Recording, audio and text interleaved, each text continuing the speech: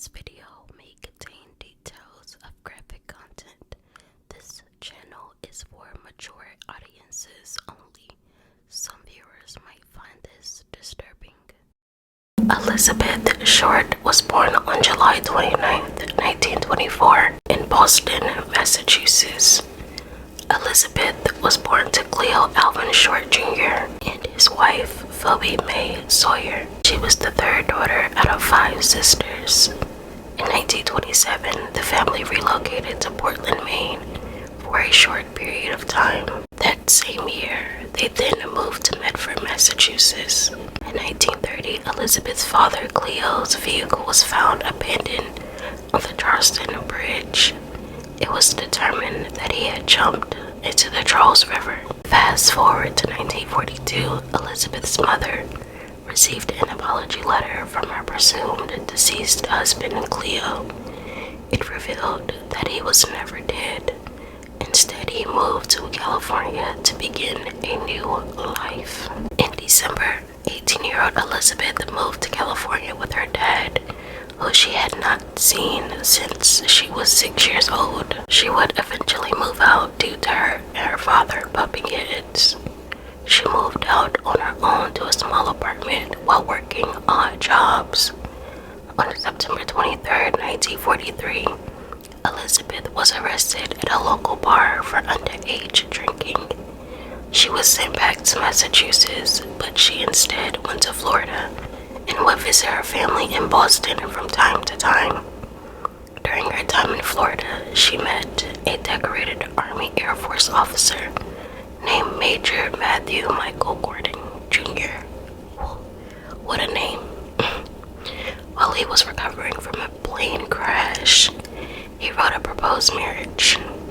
Unfortunately, he died shortly after due to a second crash on August 10, 1945. In July of 1946, Elizabeth went to Los Angeles to visit an Army Force lieutenant named Joseph Gordon Fickling that was stationed at the Naval Reserve Base. 6 months before her death, she would spend the last of those months in California. She began working various jobs and rented a bungalow behind the Florentine Gardens in Hollywood. After a brief trip in San Diego, Elizabeth returned back to her house in Los Angeles on January 9, 1947. She visited San Diego to see a man named Robert Red Manley, who was a 25-year-old married salesman that she was dating.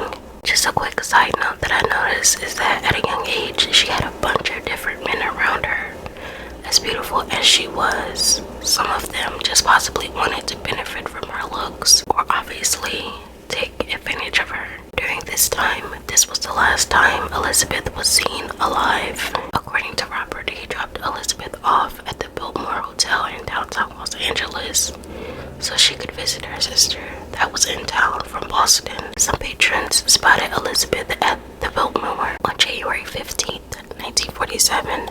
A man walking down the sidewalk of the 3800 block of Norton Street in Leimert Park spotted what she thought was a department store mannequin lying on the side of the road. As she got closer to the body, she quickly discovered it was no mannequin. In fact, it was the body of 22-year-old Elizabeth Short. The top half of her body was separated from her lower half. She was sliced into 2. Her body was drained of blood, and some of her intestines were removed and placed under her butt. She had many lacerations on her body. There was a huge laceration almost from ear to ear, as if she had a huge smile on her face. A blood heel print was found on a cement near her body. Her body had been washed clean, indicating that she was killed elsewhere. An autopsy determined that she had feces in her stomach, which indicated she was possibly forced to eat feces before her death. The LAPD reached out to the FBI for further help in identifying the body. While searching their fingerprint database, Elizabeth's fingerprints were quickly found because she applied for a job at the commissary of the U.S. Army's Camp Cook back in 1943. The job required fingerprinting. She was given the nickname Black Dahlia due to her preference of wearing tons of sheer black clothing. The Black Dahlia reference came from a movie that was out at the time called The Blue Dahlia. The second clue that identified her fingerprints was the fact that she had been arrested by the Santa Barbara police for underage drinking 7 months before her death. Investigators were convinced that whoever killed the Black Dahlia extremely skilled in dissection because she was cut in half so cleanly and precisely. 750 investigators were placed on the case and 150 potential suspects. Out of all the suspects, there were 60 confessions, but none of the confessions checked out. On January 21st, 1947, someone claiming to be the killer made a phone call to the office of James Richardson, who was the editor of the Examiner. The caller wanted to congratulate James on how good they were covering the Black Dahlia case. The caller also stated that he would turn himself in, but not before having a police pursuit. On January 24th, a suspicious manila envelope was found with an address to the Los Angeles Examiner front.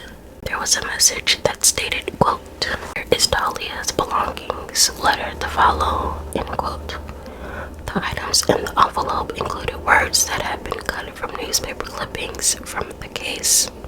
Her birth certificate, business cards, photographs, several names written on pieces of paper, an address book with the name Mark Hansen on the cover.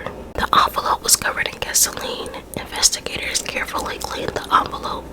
Multiple incomplete fingerprints were extracted from the envelope and was sent to the FBI for examination. The fingerprints suffered damage during transit, rendering them unsuitable for a thorough analysis. The same day the examiner received the packet, reports surfaced of a handbag and a black suede shoe discovered on top of a garbage can in an alley near Norton Avenue. Though the authorities recovered these items, they had been deliberately wiped clean with gasoline, eliminating any potential fingerprints. On March 14th, an alleged S note that was quickly written with a pencil on a scrap of paper was discovered tucked into a shoe amongst a collection of men's clothing near the ocean's edge at the base of Breeze Avenue in Venice. The message that was written on the note stated, quote, "To whom it may concern, I have waited for the police to capture me for the Black Dahlia killing, but have not. I am too much of a coward to turn myself in, so this is the best way out for me. I couldn't help myself for that or this. Sorry, Mary," end quote.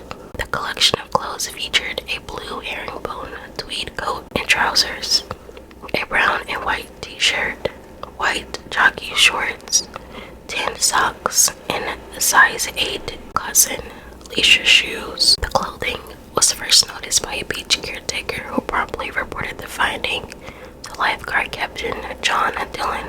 John in turn alerted Captain L.E. Christensen of the West Los Angeles Police Station. Despite the discovery, the clothing provided no identity of the owner. Authorities considered Mark Hansen, who owned the address book that was found in the packet, as well as a potential suspect. Was a wealthy local nightclub owner that was an acquaintance with someone that Elizabeth had stayed at the residence.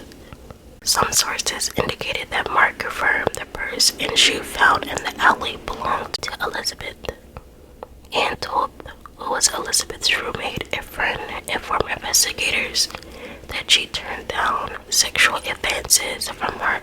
This suggested this could have been a potential motive.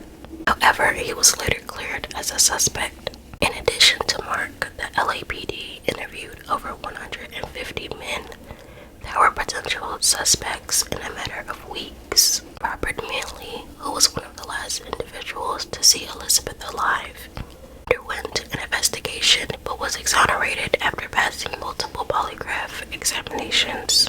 People that were listed in Mark Hansen's address book were also interviewed by the police, including Martin Lewis, who was an acquaintance of Elizabeth's. Martin was able to provide an alibi for the date of her murder, as he was in Portland, Oregon, visiting his dying father-in-law.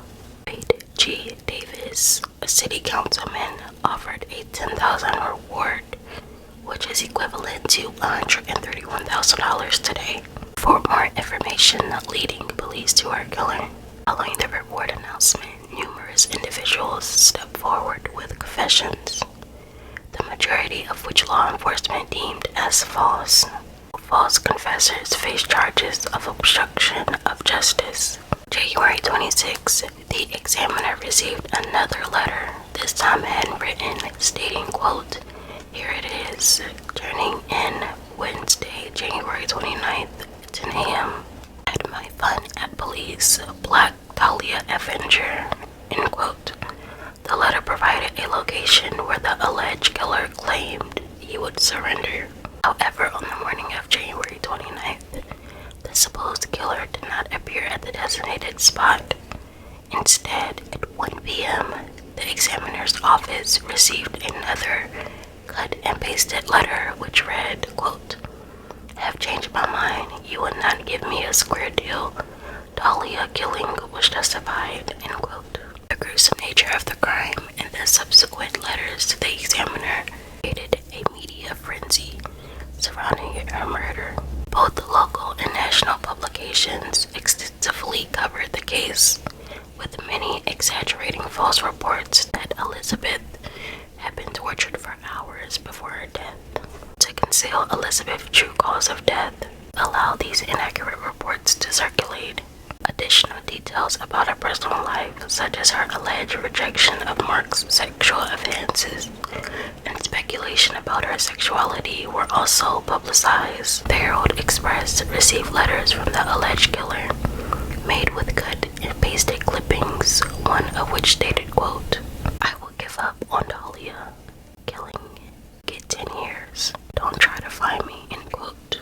Despite the media attention, on February 1st, the Los Angeles Daily News reported that the case had run into a stone wall with no new leads for investigators to pursue. The Examiner continued to feature stories on the murder and investigation, obtaining front-page coverage for 35 days after the body's discovery. Investigator Captain Jack Donahue believed that Elizabeth's murder had occurred in a remote building or shack on the outskirts of Los Angeles, with her body then transported into the city for disposal. Due to the precise cuts and dissection of her body, the LAPD explored the possibility that the perpetrator had medical knowledge, potentially being a surgeon or doctor. In mid-February 1947, the LAPD served a warrant to the University of Southern California Medical School, near where the body was found, requesting a list of the program's students. The university agreed with the condition that students' identities remain confidential. Background checks were conducted, but no results were obtained.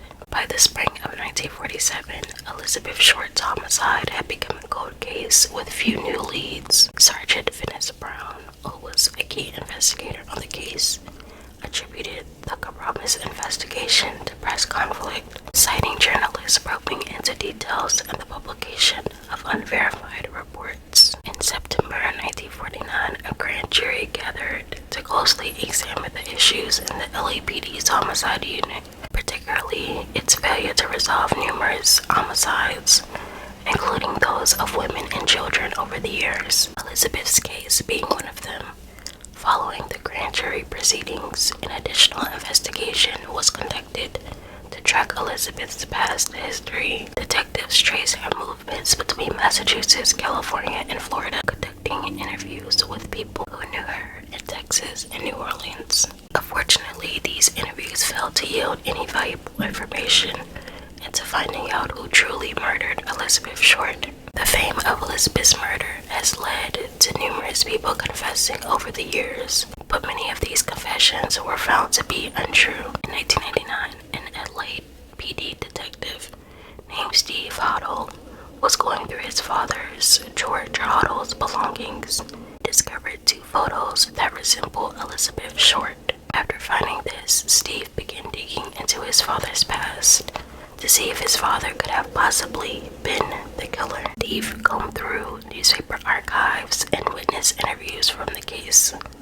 He filed a Freedom of Information Act to access FBI files on the case. If you are unfamiliar with what the Freedom of Information Act is, it is the United States federal Freedom of Information law that requires the full or partial disclosure of previously unreleased or uncirculated information and documents controlled by the U.S. government, state, or other public authority upon request. He requested a handwriting expert compare samples from his father's handwriting to the writing on some of the notes sent to the press from the alleged killer. The expert found a strong possibility of the handwritings matching, but the results were not conclusive. And to top it all off, Elizabeth was cut in a method that's called hemicorporectomy, which is a medical procedure that slices the body beneath the lumbar spine. Steve's dad was a doctor who attended medical school, and this medical procedure was being taught in the 1930s. Additionally, Steve found a folder full of receipts.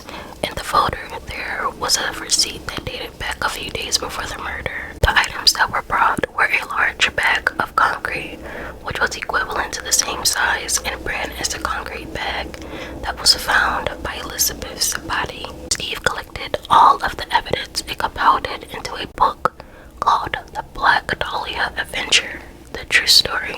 Detectives think Elizabeth could have been a victim of the Cleveland torso murders, which took place in Cleveland, Ohio, between 1934 and 1938. They would later dismiss any link to the cases. In 1980, Detective St. John investigated new evidence involving a former torso murder suspect, Jack Anderson Wilson, aka Arnold Smith, in connection to Elizabeth's murder. Detective St. John claimed that he was close to arresting Jack Wilson, but he died in a fire on February 4th, 1982. The potential connection to the torso murders gained renewed attention when it was featured on the NBC series Unsolved Mysteries in 1992. Elizabeth rests at the Mountain View Cemetery in Oakland. Following her sister and Nora's marriage, their mother Phoebe moved to Oakland to be near Elizabeth's grave. In the 1970s, Phoebe returned to the East Coast, living into her 90s until her passing in 1982. Prompted by Elizabeth's murder, State Assemblyman C. Donfield introduced a bill on February 2, 1947, just 2 weeks after the incident, advocating for the establishment of a SO registry. This bill made California the first U.S. state to mandate SO registration. Elizabeth's murder is considered one of the most brutal and enduring crimes in American history. Time magazine listed it as one of the world's most infamous unsolved cases.